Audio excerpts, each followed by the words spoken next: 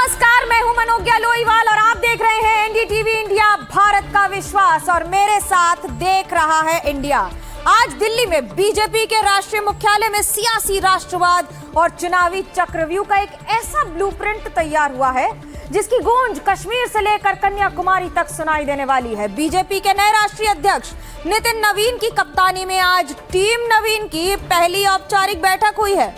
बैठक में वंदे मातरम पर कांग्रेस को घेरने का नया प्लान तैयार हुआ है और दूसरी तरफ देश के युवाओं को बीजेपी के करीब लाने के लिए भी टीम नवीन ने बीजेपी की टीम जेनजी बना दी है। अब इसके बीच आज शाम 7 बजे नितिन नवीन की पूरी टीम, नई टीम बीजेपी मुख्यालय में प्रधानमंत्री नरेंद्र मोदी से मुलाकात करने वाली है और माना जा रहा है कि प्रधानमंत्री नरेंद्र मोदी नई टीम को जीत की तैयारी का मंत्र भी दे सकते हैं।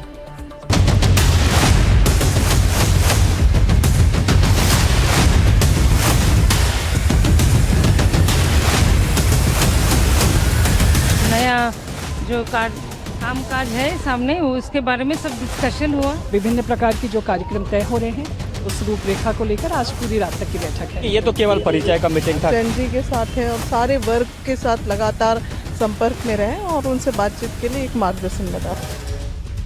नितिन नवीन की युवा टीम की पहली बैठक, 65 पदाधिकारियों वाली नई फौज जिसपे 51 नए चेहरे हैं, अब पूरे फॉर्म में मैदान में दिखाई दे रहे हैं।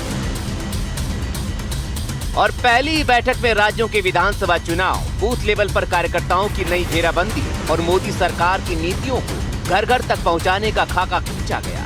तो दूसरी तरफ कांग्रेस के 89 साल पुराने उस फैसले पर तीखा वार भी हुआ जिसने आजादी की लड़ाई में वंदे मातरम को 2 छंदों तक समेट दिया था। बीजेपी की राष्ट्रीय कार्यकारिणी ने प्रस्ताव पारित कर साफ कर दिया है कि तुष्टीकरण के लिए राष्ट्रगीत के सम्मान से कोई समझौता नहीं किया जाएगा। बीजेपी ने कांग्रेस के कार्यक्रमों में राष्ट्रगीत के केवल 2 पैरा गाने के फैसले की निंदा की। बीजेपी वंदे मातरम की विरासत को देश भर में पहुंचाने के लिए अभियान चलाने वाली है। वंदे मातरम पर प्रस्ताव से पहले बाकायदा बीजेपी की टीम नवीन ने बैठक में बाकायदा राष्ट्रगीत गाया। बीजेपी की बैठक में साफ वंदे मातरम पर 10 सूत्रीय प्रस्ताव पास कर दिया गया है, जिसके मुताबिक कांग्रेस के सिर्फ 2 पद गाने के फैसले का विरोध करेगी बीजेपी। पूर्ण वंदे मातरम के सम्मान, विरासत की रक्षा का संकल्प लिया गया है। 1950 के संवैधानिक निर्णय और 2026 के कानूनी संरक्षण की भी बात कही गई है। वंदे मातरम पर वोट बैंक और तुष्टीकरण की राजनीति का विरोध किया जाएगा। कांग्रेस CWC का प्रस्ताव संसद और संविधान से ऊपर नहीं है, ऐसा भी कहा गया है। वंदे मातरम पर गांधी जी के कथन का प्रचार किया जाएगा। वंदे मातरम पर देश भर में अभियान चलाया जाएगा। युवाओं को वंदे मातरम पर जागरूक किया जाएगा। वंदे मातरम के सम्मान से समझौता नहीं किया जाएगा और वंदे मातरम पर मुस्लिम लीग, कांग्रेस को एक्सपोज किया जाएगा। खबरदार, खबरदार, वंदे मातरम के साथ कोई खिलवाड़ नहीं होगी। हां, हम जानते हैं इसी राहुल गांधी जी ने अपने एक बंद बैठक में, जिसको मीडिया के बंधुओं ने उजागर किया था, यह ऐलान किया था, हां हम मुसलमानों की पार्टी है। उन्होंने कहा था हां हम मुसलमानों की पार्टी है, मगर उसका अर्थ यह नहीं है कि देश को आप इस प्रकार वंदे मातरम के माध्यम से विभाजित करने की कोशिश करेंगे। और वंदे मातरम, जैसे गांधी जी ने कहा, यह देश का गान है, यह मंत्र राष्ट्र का है, यह हिंदू और मुसलमानों के बीच में विभाजन का तरीका नहीं है। बैठक के बाद टीम नवीन बाहर निकलते समय उत्साह से भरी नजर आई। सक्सेसफुल बैठक हुआ और बहुत भावना, सोच, सब नया जो कामकाज है सामने, उसके बारे में सब डिस्कशन हुआ, अच्छा से डिटेल्स में हुआ। और जो सब कार्यकर्ता इतना दिन तक काम किया उसके भी परिचय दे दिया। जेनजी को लेकर भी कुछ आप छोटा छोटा उसको भावना को समझना है बैठक करके। ये एक सांगठनिक प्रक्रिया थी और उस सांगठनिक प्रक्रिया के तहत राष्ट्रीय अध्यक्ष जी ने अपनी नई टीम को भी बुलाया और जो उनकी पुरानी टीम रही साथ में, जिन्होंने काम किया लंबे समय तक, उन सभी लोगों को भी इसमें आज आमंत्रित किया था। आने वाले समय में कार्यक्रमों को लेकर, विभिन्न प्रकार के जो कार्यक्रम तय हो रहे हैं उस रूपरेखा को लेकर आज पूरी रात तक की बैठक है। एक तरफ वंदे मातरम पर बीजेपी ने बड़ी तैयारी शुरू कर दी है, तो दूसरी तरफ आगामी चुनावों, संगठन को मजबूत करने और पार्टी के कार्यक्रमों पर भी चर्चा की गई। प्रधानमंत्री की सेवा के 25 साल पूरे होने को लेकर भी बीजेपी बड़ा कार्यक्रम करने वाली है, उस पर भी चर्चा हुई है। दूसरी ओर भारतीय जनता पार्टी ने ऐलान किया है कि वो जेनजी से कनेक्ट करने के लिए युवा संवाद अभियान चलाएगी। इसके तहत 24 से 25 वर्ष के युवाओं के बीच भारतीय जनता पार्टी के नेता जाएंगे, उनकी समस्याओं को समझने की कोशिश करेंगे और उनकी समस्याओं को सुलझाने का भी प्रयत्न करेंगे। इस टीम का चयन भारतीय जनता पार्टी ने किया है, जिसकी राष्ट्रीय अध्यक्षता नितिन नवीन करेंगे, जिसमें राष्ट्रीय महासचिव विनोद तावड़े और स्मृति ईरानी जैसे कद्दावर नेता होंगे। इसके अलावा गुजरात के मंत्री हर्ष सांघवी और छत्तीसगढ़ से मंत्री ओपी चौधरी भी शामिल होंगे। भारतीय जनता पार्टी ने इस अभियान के तहत ये फैसला लिया है कि अब वो तमाम स्कूल कॉलेजेस में जाएंगे, जिससे युवाओं के साथ सीधा संवाद हो सके। देखिए, ये तो केवल परिचय का मीटिंग था। नए जिनको जिम्मेवारी मिली है, जिम्मेवारी में परिचय हुआ है, कौन कहाँ से क्या है, कैसे पहले क्या था, बस इतना ही परिचय हुआ है। मार्गदर्शन मिला आज की बैठक? मार्गदर्शन बाद में मिलेगा, बाद में मिलेगा। कितने पदाधिकारी आज यहाँ पे उपस्थित हुए हैं और विभिन्न विषयों पे बात हुआ है और आने वाले समय में जो संगठनात्मक कार्य पार्टी का होना, उन सारे सब्जेक्ट पे बात हुई है। नई टीम के साथ पहली बैठक थी, और कोई मार्गदर्शन मिला है जेनजीज को कैसे अट्रैक्ट करना है? हाँ, निश्चित तौर पे देखिए, ये जेनजी के साथ है और सारे वर्ग के साथ लगातार संपर्क में रहे और उनसे बातचीत के लिए एक मार्गदर्शन मिला।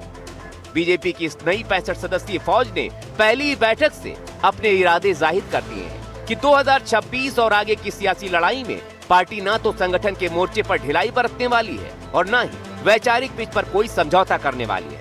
वो हर उस मोर्चे पर होमवर्क करने की तैयारी कर रही है जिस मोर्चे पर विपक्ष उसे घेर सकता है। Bureau report, NDTV India. अब से कुछ देर में पुणे में कांग्रेस नेता राहुल गांधी का कार्यक्रम छात्रों की गूंज शुरू होने वाला है, लेकिन इस कार्यक्रम से पहले बीती रात पुणे का सीओईपी हॉस्टल परिसर जंग का मैदान बन गया। यकीन मानिए, छात्र संगठन एबीवीपी और एनएसयूआई के कार्यकर्ता आपस में बुरी तरह भिड़ गए और फिर पुलिस ने बड़ी कार्रवाई करते हुए 50 से ज्यादा एनएसयूआई कार्यकर्ताओं पर एफआईआर दर्ज की। देखिए।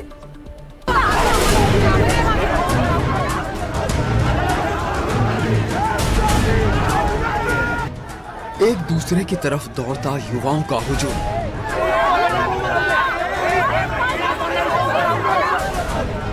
जमकर नारेबाजी करते छात्र,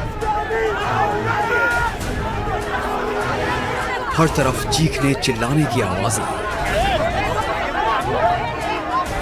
ये तस्वीरें पुणे के सीओईपी हॉस्टल की हैं। राहुल गांधी के पुणे दौरे से पहले ये परिसर जंग का मैदान बन गया।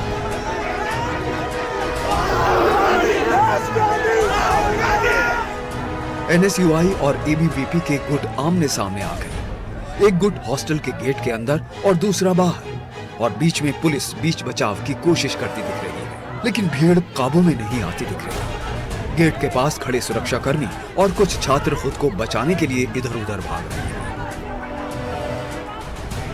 युवाओं की भीड़ को काबू में करने के लिए पुलिस पूरी कोशिश में जुटी हुई है। कुछ छात्र जमीन पर बैठकर नारेबाजी कर रहे हैं।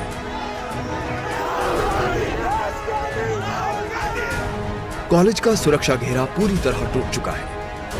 एबीवीपी और एनएसयूआई के कार्यकर्ता एक दूसरे से बुरी तरह भिड़ गए। हालात इतने ज्यादा बिगड़े कि मारपीट होने लगी, जिसमें कई छात्रों को चोटें भी आई।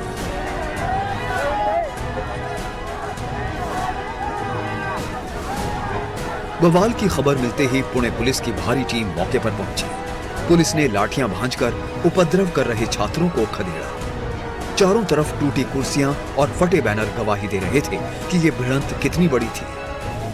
ये लोग, जब हम स्टूडेंट्स के राइट के लिए प्रोटेस्ट करने आ रहे हैं, स्टूडेंट के लिए प्रोटेस्ट कर रहे हैं, वो बच्चे सेफ है या नहीं, वो चीज के लिए प्रोटेस्ट कर रहे हैं, वो हमारे खिलाफ प्रोटेस्ट कर रहे हैं। एबीवीपी की जो हमारे महिला पदाधिकारी है, उनके ऊपर कांग्रेस के एनएसयूआई के गुंडों ने इस हॉस्टल के अंदर घुस के मारहान की है। जिन लोगों के पास कॉलेज के आईडी कार्ड नहीं थी, उनको भी इस हॉस्टल के गेट से अंदर उनको जाने दिया है। छात्रों का आरोप है कि एनएसयूआई से जुड़ी 2 छात्राओं को हॉस्टल में रोककर धमकाया गया और उनके साथ मारपीट की गई। वहीं एबीवीपी ने आरोप लगाया कि कांग्रेस समर्थक राहुल गांधी के कार्यक्रम छात्रों की गूंज के लिए छात्राओं पर रजिस्ट्रेशन कराने और समर्थन जुटाने का दबाव बना रहे थे। कांग्रेस नेताओं ने एबीवीपी पर छात्राओं के साथ दुर्व्यवहार और डर का माहौल बनाने का आरोप लगाया। कांग्रेस नेता विजय वडेट्टीवार, सतीश पाटिल और विश्वजीत कदम शनिवार देर रात कॉलेज परिसर पहुंचे और विरोध प्रदर्शन शुरू कर दिया। इस हिंसा के बाद एबीवीपी की शिकायत पर पुलिस ने 50 से ज्यादा एनएसयूआई कार्यकर्ताओं के खिलाफ एफआईआर दर्ज कर ली।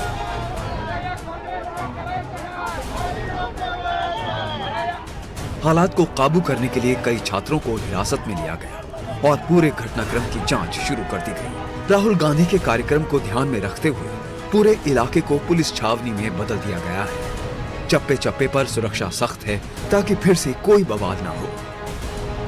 सुजाता द्विवेदी के साथ ब्यूरो रिपोर्ट, एनडीटीवी इंडिया। राष्ट्रगीत वंदे मातरम को लेकर छिड़ी बहस जैसे थमने का नाम ही नहीं ले रही है। दिग्गज अभिनेत्री शर्मिला टैगोर के बयान के बाद इस मुद्दे पर और भी प्रतिक्रियाएं सामने आने लगी हैं। शर्मिला टैगोर ने वंदे मातरम के शुरुआती 2 पदों के बाद की पंक्तियों पर आपत्ति जताई है, लेकिन उनके इस बयान पर अब चौतरफा हमला शुरू हो गया है। शक्तिमान फेम के मुकेश खन्ना से लेकर बीजेपी सांसद कंगना रनौत और जेडीयू नेता शर्मिला टैगोर के विरोध में उतर आए हैं।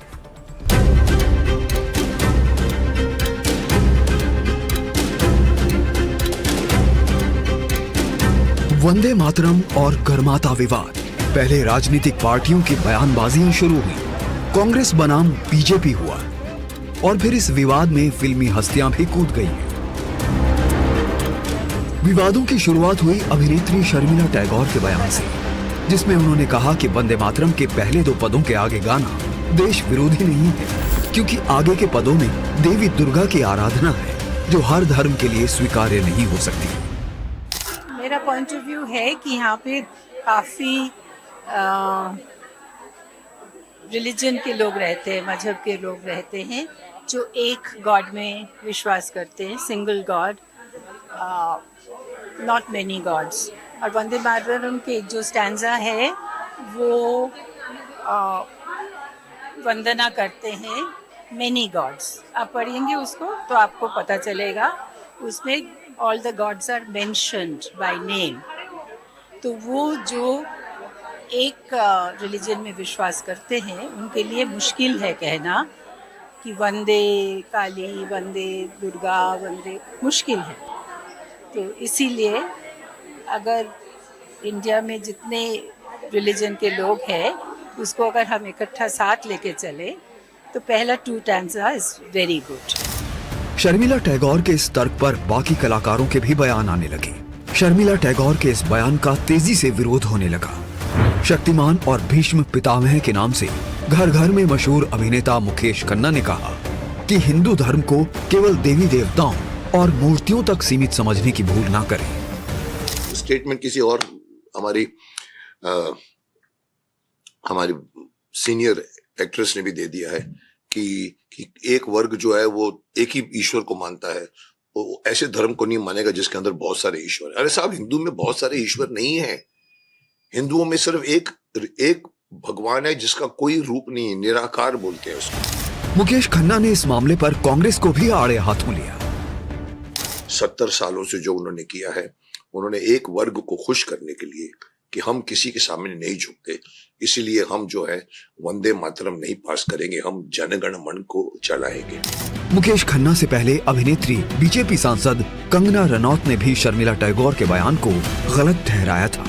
कंगना रनौत ने कहा था कि वंदे मातरम पर शर्मिला टैगोर के विचार से परेशान हो, गीत को धार्मिक दृष्टिकोण से नहीं देखना चाहिए। गीत और कविता पर शर्मिला टैगोर की सोच सीमित। वंदे मातरम हमारे स्वतंत्रता संग्राम की भावना है, महान गीत को धार्मिक रीति तक कैसे सीमित कर सकती है। बीजेपी सांसद अभिजीत गांगुली ने भी शर्मिला टैगोर के इस बयान की कड़े शब्दों में निंदा की। उन्होंने कहा कि सुझाव कोई भी दे सकता है, लेकिन इस तरह के फैसले करना देश विरोधी है। Thing is, Sharmila Tagore can suggest, anybody can suggest, but if somebody takes a decision that we will not sing above, beyond second paragraph, then that's anti-national. That's let come to discussion. I was in the Lok Sabha days together in the last session. Congress never wanted to participate any discussion. Vande Mataram को लेकर बढ़ा ये विवाद थमने का नाम नहीं ले रहा है। शर्मिला टैगोर ने धार्मिक स्वतंत्रता का तर्क दिया और उनके इस बयान को राष्ट्रगीत का अपमान मान रहा है। अब देखना ये होगा कि इस चौतरफा घेराव के बाद क्या शर्मिला टैगोर अपने बयान पर कोई सफाई देती हैं या ये घमासान और आगे बढ़ेगा। Bureau report, NDTV India. अब एक बड़ा दिलचस्प मामला बताते हैं आपको। यूपी की सियासत में फिर गूंज रही है चवन्नी। जी हाँ, चवन्नी। एक बयान ने समाजवादी पार्टी और राष्ट्रीय लोकदल के बीच नया राजनीतिक घमासान छेड़ दिया है। अखिलेश यादव के पुराने चवन्नी से रुपया वाले बयान पर अब जयंत चौधरी ने तीखा पलटवार किया है। जयंत ने उसे जाट समाज का अपमान बताया तो मायावती भी मैदान में उतर गई हैं।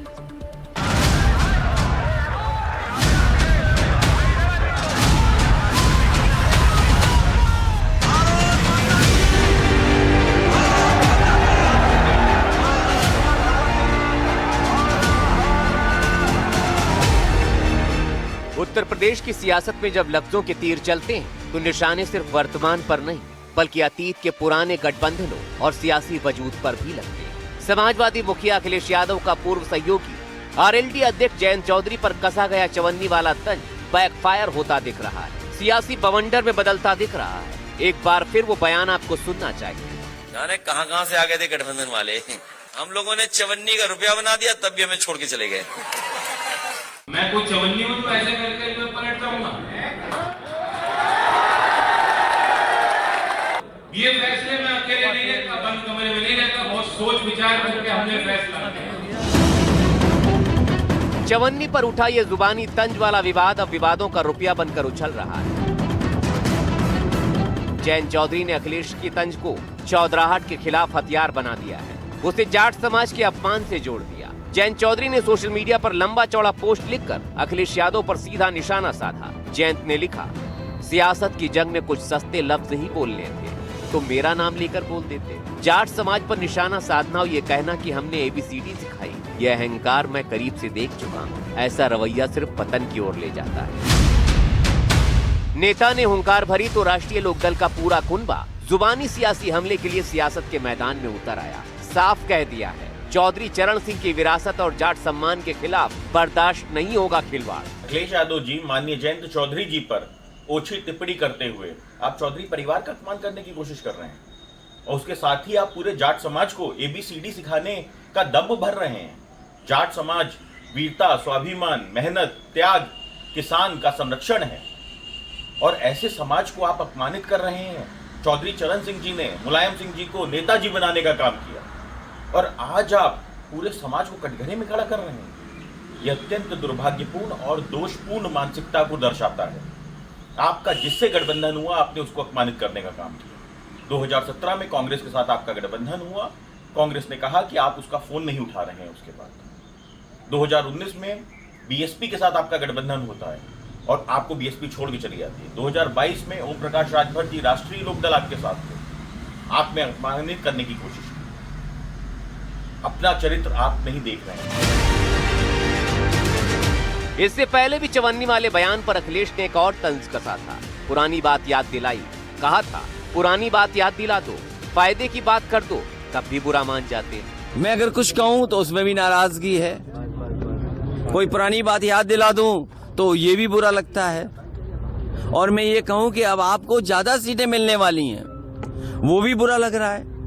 जो हमारे सूत्र कह रहे हैं या जो हमारी जानकारी है, और आप लोग तो सूत्र पे ही काम करते हो, ये जितने कैमरे हैं ये सब सूत्र पे ही काम करते हैं। तो हम चाहते हैं कि जो पीडीए परिवार है उसकी भागीदारी बढ़े, चाहे वो हमारे दल में हो, जो हमें टिकट देनी है तो पीडीए परिवार की भागीदारी बढ़े। और अगर दूसरे दल हैं और जिनकी भागीदारी बढ़ाने की बात हो रही है, हम उनसे भी चाहते हैं कि उनकी भागीदारी बढ़े। इसमें बुरा मानने की क्या बात है। बात यूपी की थी तो विवाद में बीएसपी की भी एंट्री हो गई। मायावती ने अखिलेश यादव के चवन्नी वाले बयान को अमर्यादित, अशोभनीय और शर्मनाक बताया। उन्होंने कहा कि अखिलेश यादव को न सिर्फ जयंत चौधरी और उनकी पार्टी से बल्कि चौधरी चरण सिंह के परिवार और पूरे जाट समाज से माफी मांगनी चाहिए।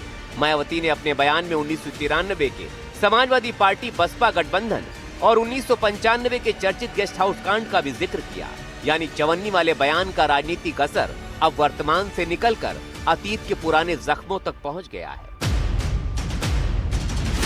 दिलचस्प बात यह है कि लोकसभा चुनाव में साथ दिखाई देने वाले विपक्षी दल अब एक दूसरे पर खुलकर हमलावर।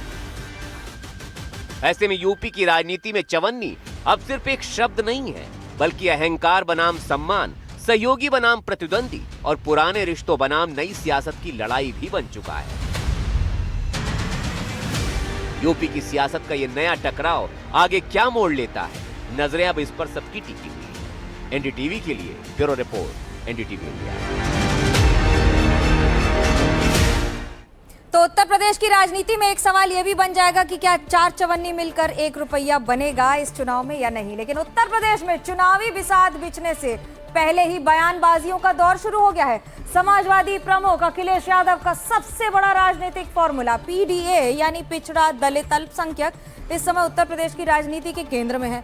इस फॉर्मूले पर मुख्यमंत्री योगी आदित्यनाथ ने जोरदार हमला बोला, जिस पर अखिलेश यादव ने भी प्रतिक्रिया दे डाली। कुल मिलाकर पीडीए को लेकर वार पलटवार की जुबानी जंग और भी ज्यादा बढ़ गई है।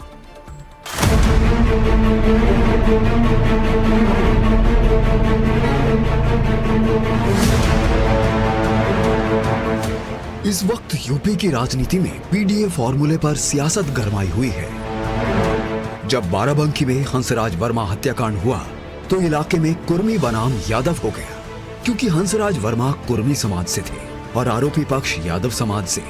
लेकिन इस हत्याकांड के बाद अखिलेश यादव के पीडीए फॉर्मूले के खिलाफ बयानबाजी शुरू हो गई। सुबह सपा प्रमुख ओपी राजभर से लेकर तमाम बीजेपी नेताओं ने अखिलेश यादव पर निशाना साधा।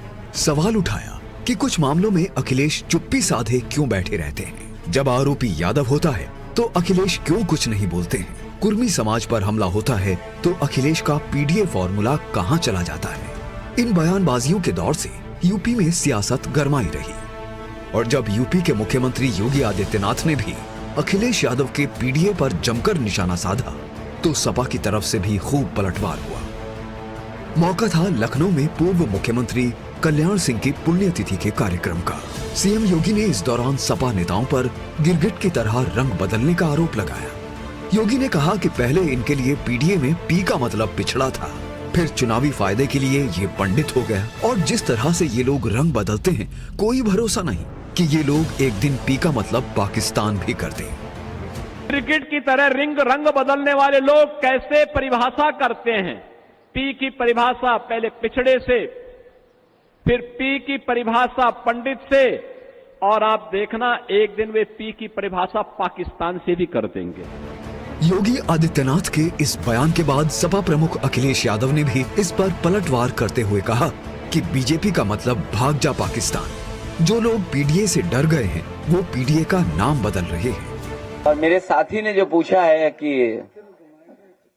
पी का मतलब पाकिस्तान, अगर मैं यूं कहूं बीजेपी भाग जा पाकिस्तान, या यूं कहूं कि भाग जाओ पाकिस्तान, और पीडीए से घबराए हुए हैं इसीलिए पीडीए की परिभाषाएं बदल रहे हैं वो। उत्तर प्रदेश की राजनीति में पीडीए के पी को लेकर शुरू हुआ ये घमासान अब थमने का नाम नहीं ले रहा। एक तरफ जहां बीजेपी इसे तुष्टीकरण और पाकिस्तान की सोच से जोड़ रही है, वहीं समाजवादी पार्टी इसे बीजेपी का डर बता रही है। रणवीर सिंह के साथ ब्यूरो रिपोर्ट, एनडीटीवी इंडिया। एक आईफोन कैसे पूरा परिवार तबाह कर सकता है, उसी की डराने वाली तस्वीर महाराष्ट्र के छत्रपति संभाजी नगर से आई है। ये रिपोर्ट हमने आपको कल भी दिखाई थी, लेकिन इस रिपोर्ट का एक नया सच आपको आज दिखाएंगे और अपना दिल थाम के बैठिएगा क्योंकि दर्द हो सकता है दिल में। लेकिन उससे पहले कलेजा चीर देने वाली घटना का नया वीडियो जो सामने आया है, उसमें माँ पैर पड़ती रही, गिड़गिड़ाती रही, बार बार मिन्नतें करती रही और उसके साथ साथ बेटे के बेहद करीब जाकर खतरा भी मोल लेती रही। उसे पहाड़ के किनारे से वापस आने की मिन्नतें करती रही, लेकिन बेटा मानने को तैयार नहीं हुआ। उसी के बाद वो हुआ जिसकी कल्पना कोई नहीं कर सकता और कलेजा चीर देने वाला वो वीडियो हम आपको दिखा रहे हैं। माँ और बेटे का संबंध। तुम्ही इकडे वा ना, तुम्ही इकडे वा ना। ए भैया चल ना रे, तुम्ही मागो असं।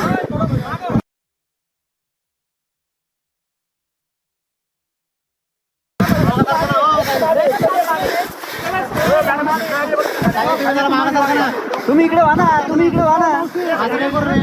ए भैया चल ना रे, तुम्ही मागो असं। क्या हुआ, क्या कहना? बता भी नहीं रही तू इकडे। ए कुणाल, माँ और बच्चे का संबंध पूरे विश्व में उसके सारे संबंधों से हमेशा 9 महीने ज्यादा होता है। माँ अपने बच्चे को अपने गर्भ में रखती है और इसलिए उसकी वो हर हरकत जानती है। शायद यही वो वजह है कि यहाँ पर भी माँ को पता था कि बेटा क्या सोच रहा है और बेटा क्या कर सकता है। हृदय विदारक ये तस्वीर। माँ चीखती रही, चिल्लाती रही, बेटे को पास बुलाती रही, लेकिन बेटा सुनने को तैयार नहीं। बार बार कहती रही कि वापस आ जाओ, सब कुछ ठीक हो जाएगा। लेकिन एक आईफोन के लिए शुरू हुआ ये झगड़ा मानो पूरे परिवार को लील गया। बेटे का नाम है कुणाल और माँ का नाम है संगीता। माँ बार बार कहती रही कि तुम इधर आ जाओ, कसम खाओ कि तुम नहीं कूदोगे। लेकिन बेटा 250 फीट खाई में कूदने को तैयार हो गया क्योंकि बात धन की थी।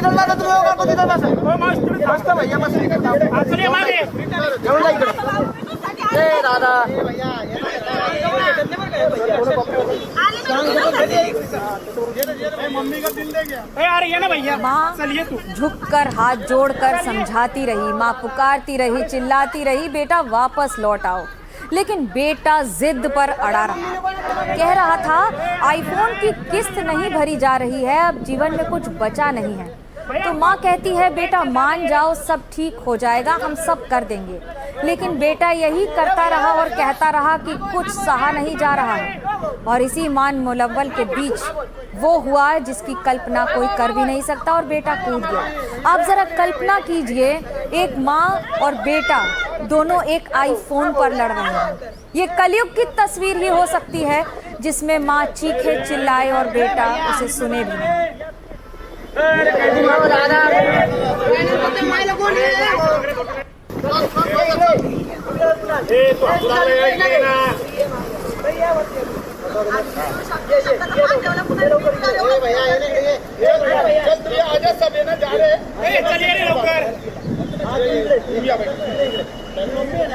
ये बात 3 सेकंड की है।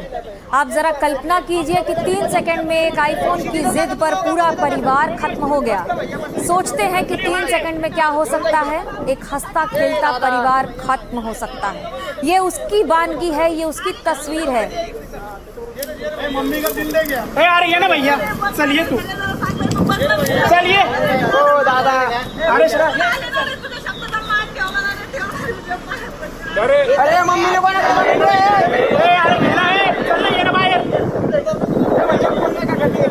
भैया रुको, चल दादा ये रे मामो मामो, भैया मांगो मांगो मांगो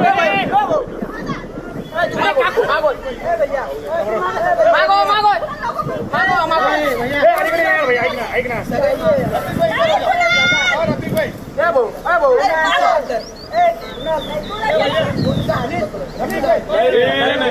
भैया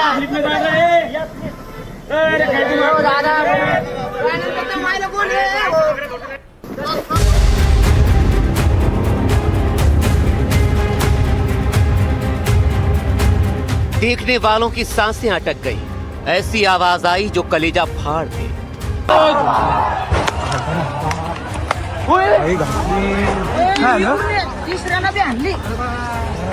महज 2 सेकंड में वो हो गया जिसने कलेजा कंपा दिया। एक झटके में 3 लोग खाई में गिर गए। वो हो गया जिसे यहाँ खड़े लोग जो वीडियो बना रहे थे वो सोच भी नहीं सकते थे। 3 लोग अचानक पहाड़ी से नीचे इस खतरनाक चट्टानी खाई में गिर गए। सबसे पहले पिता पुत्र खाई में गिरे और उसके बाद माँ भी खाई में गिर गई।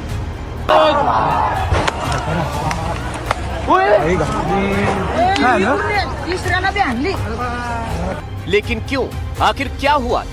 इस हादसे से ठीक पहले का वीडियो भी सामने आया है, जिसमें यह लड़का पहाड़ी के बिल्कुल किनारे खड़ा दिख रहा है। इसमें लोग मिन्नतें कर रहे थे कि रुक जा वरना नीचे गिर जाएगा, लेकिन ये लड़का फिर भी बिल्कुल किनारे खड़े होकर बार बार कह रहा था कि ये मरना चाहता है।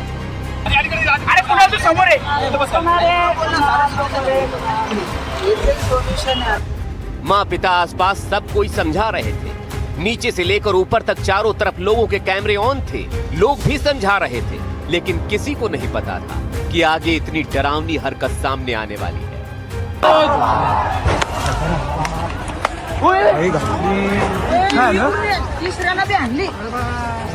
पिता बेटे को समझाने के लिए जैसे ही इसके पास पहुंचा, बेटे ने खुद को पीछे की तरफ खींचा, संतुलन बिगड़ा और पिता भी बेटे के साथ चट्टानी खाई में नीचे गिर गया।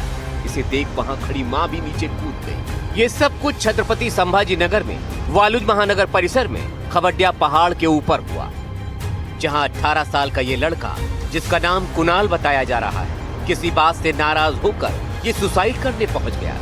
पिता मुरलीधर और मां संगीता भी वहां पहुंचकर बेटे को समझा रहे थे, आसपास के लोग भी समझा रहे थे।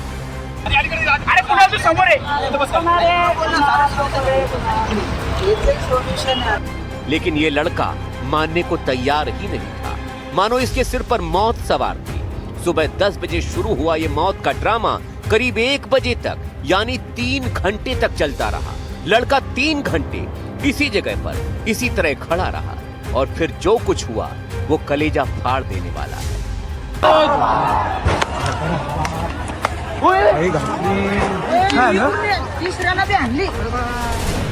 लेकिन क्यों, आखिर ऐसा क्या हो गया था? पता चला कि आईफोन वजह थी। जी हाँ, आईफोन, वही आईफोन जिसे लग्जरी का, ब्रांड का प्रतीक माना जाता है। वही आईफोन इस लड़के की मौत की वजह बन गया। एक 19 साल का लड़का सिर्फ आईफोन की वजह से अपनी जान देता है। 250 फीट के करीब जो डोंगर है, जिसे हम पहाड़ कहते हैं, उस पर से कूद कर जान देता है। ये वही पहाड़ है, मैं आपको बता देता हूँ कि ये वही पहाड़ है जिससे इस कुणाल चांदगुड़े नाम के लड़के ने अपनी जान देने के लिए यहाँ पहुंचा था। बताया जा रहा है कि कुणाल को माँ बाप ने जिद के बाद आईफोन दिलाया था, लेकिन पैसों की कमी के चलते आईफोन की किस्त भरने में परेशानियां हो रही थी। किस्तें बकाया थी और इसी बात को लेकर पिता और पुत्र में, यानी कुणाल और उसके पिता में विवाद हो रहा है। विवाद इतना बढ़ गया कि कुणाल नाराज होकर इस पहाड़ पर पहुंच गया, जान देने की धमकी देने लगा। पिता ने लाख समझाया, घर चलो बात की जाएगी, लेकिन वो नहीं माना। पिता ने बचाने की कोशिश की और इसी कोशिश में दोनों नीचे गिर गए और मां ने भी छलांग लगाई। कुणाल के पड़ोसियों की माने तो पहले भी कुणाल नाराज होकर ऐसे ही भाग गया था, लेकिन तब बच गया। लेकिन इस बार ऐसा हो जाएगा किसी ने नहीं सोचा था। पिछली बार भी एक बार हुआ था ऐसा, तो फिर वो मतलब वापस आ गए थे। इस बार लगा नहीं था कि ऐसा करेंगे। वो थोड़ा माता पिता अलग हो गए तो बच्चा थोड़ा डिप्रेशन में गया था। ऐसा पहली बार नहीं है जब आईफोन लोगों की मौत की वजह बना। इससे पहले भी कई बार आईफोन की जिद ने कई जिंदगियां और परिवार तबाह कर दिए। दिसंबर 2025 जालौन में 11वीं में पढ़ने वाली 18 वर्षीय छात्रा ने आत्महत्या कर ली। आर्थिक तंगी के कारण परिवार उसको आईफोन नहीं दिला पा रहा।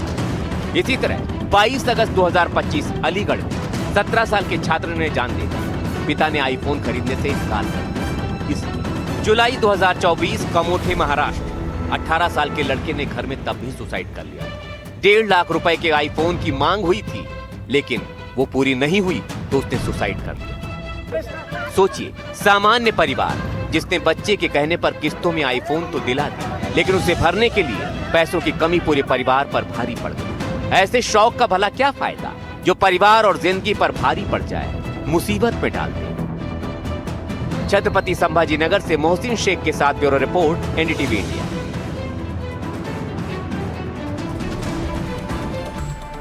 ऐसा लगता है कलयुग में माँ का प्यार पैसे के आगे फेल हो जाता है। अब खबर दिल्ली से, जहां निहाल विहार से एक ऐसी दिल दहलाने वाली खबर आई है जिसके पत्नी और पति इसके भी मजबूत रिश्तों में पनप रही नफरत और दरिंदगी को उजागर कर दिया है। ध्यान से सुनिएगा। एक माँ जिसने अपने बेटे को पढ़ा लिखा कर बड़ा किया, सॉफ्टवेयर इंजीनियर बनाया, आज उसी माँ की आंखों के सामने उसके जिगर के टुकड़े को पीट पीट कर मार डाला गया। मामूली घरेलू विवाद इतना बढ़ा कि पत्नी के मायके वालों ने जल्लाद बनने में कोई कसर नहीं छोड़ी।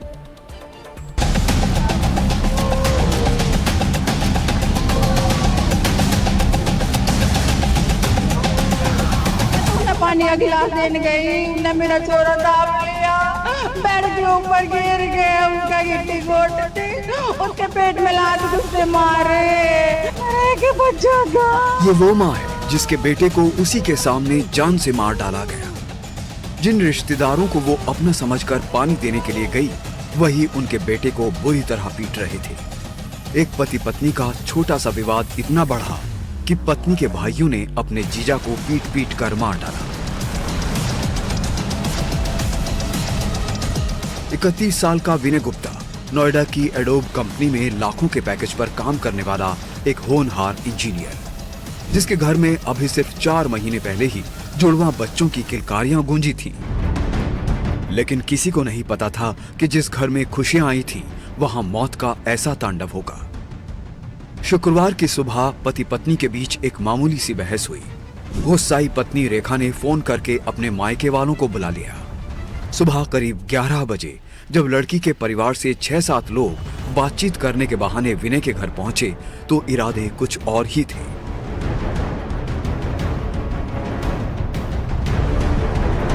वारदात से ठीक कुछ मिनट पहले घर के अंदर लगे सीसीटीवी कैमरों को सोची समझी साजिश के तहत बंद कर दिया गया था। लेकिन घर के बाहर लगे कैमरों और पड़ोसियों की गवाही ने वो खौफनाक मंजर बयां किया जिसे सुनकर रूह कांप जाए। सीसीटीवी में साफ दिख रहा है कि कैसे आरोपी गुस्से में घर के अंदर दाखिल होते हैं और वारदात के ठीक बाद एक पड़ोसी अधमरे हो चुके विनय को अपने कंधे पर उठाकर अस्पताल की तरफ भागता दिखता है।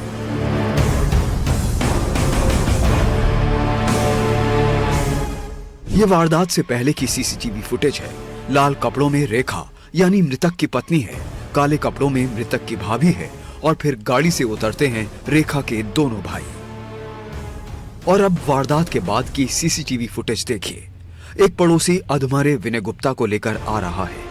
आप तस्वीरों से अंदाजा लगा सकते हैं कि उसे इतना पीटा गया कि वो अपने पैरों पर खड़ा भी नहीं हो पा रहा है। जिस वक्त ये जानलेवा हमला हुआ, विनय की मां घर में ही मौजूद थी।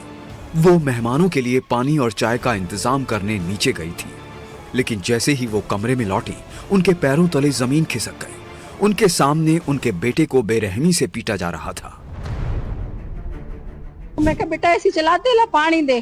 मैं तो उन्हें पानी का गिलास देने गई, उन्हें मेरा छोरा दाब लिया, बेड के ऊपर गिर गया, उसका गिट्टी गोट थी, उसके पेट में लात घुसे मारे, इसके पापा दूर फेंक दिए। मैं बचाने गई, मैं भी दूर फेंक दी। फिर मैंने यहाँ पड़ोसियों का आवाज लगाई, इतने पड़ोसी आए, उन्होंने तो मेरा छोरा तुमने कटी को कुछ नहीं बोलता था, इतना छोटा सा बच्चा, उसको 6 जने चढ़ गए मारने के लिए। 2 लड़की के भाई थे, एक भाभी थी, एक फादर थे, एक चाचा थे। लक्ष्मी पार्क का ये वही मकान है जिसमें विनय गुप्ता अपने परिवार के साथ रहा करता था। कल जब मामूली सी बात को लेकर विनय गुप्ता और उसकी पत्नी के बीच में विवाद हुआ, पारिवारिक विवाद हुआ, तो उसके बाद विनय गुप्ता के परिजनों ने ससुराल पक्ष को आकर बातचीत करने की बात कही। जब लगभग 11 बजे ससुराल पक्ष के लोग विनय गुप्ता के घर पर पहुंचने के बाद मृतक के जो परिजन थे उन्होंने नाश्ते के लिए उन्हें बोला, लेकिन इसी दौरान ससुराल पक्ष के लोगों ने विनय गुप्ता पर हमला बोल दिया और लात घूंसों से इस कदर पिटाई की कि उसकी मौत हो गई। पड़ोसियों ने विनय के घर पहुंचकर जो देखा, उसे देखकर उनकी रूह कांप उठी। भैया जमीन पर गिरे हुए थे, उनके 2 भाई थे जो उनके ऊपर चढ़े हुए थे, घुटना रख के उनकी गर्दन पे बैठे हुए थे और उनकी जो भाभी थी वो आंटी को मार रही थी। मृतक के बहनोई ने बताया कि सब कुछ प्लान के तहत किया गया, क्योंकि घर के सभी सीसीटीवी बंद थे। ये पूरा मामला कुछ इस तरह से शुरू हुआ। दरअसल बच्चे को दवा देने पर पति पत्नी में विवाद शुरू हुआ था। मामूली सी बहस के बाद पत्नी घर से गुस्से में चली गई। पत्नी रेखा ने अपने परिवार वालों को फोन किया और शिकायत की। रेखा के 2 भाई भाभी विनय के घर पहुंचे। उसके बाद विनय को बेरहमी से पीटा गया। आपको बता दें कि विनय का सालाना पैकेज लगभग 60 लाख रुपए था। 3.5 साल पहले रेखा से उसकी शादी हुई थी। दोनों के जुड़वा बच्चे हुए, एक लड़का एक लड़की। लेकिन इस मामूली विवाद में विनय के ससुराल वालों ने उसकी जान ले ली। फिलहाल पुलिस ने इस मामले में 4 लोगों को गिरफ्तार किया है। विनय की पत्नी रेखा, उसके 2 भाई और उसकी भाभी। आगे की जांच की जा रही है। दिल्ली से दीपक के साथ ब्यूरो रिपोर्ट, एनडीटीवी इंडिया।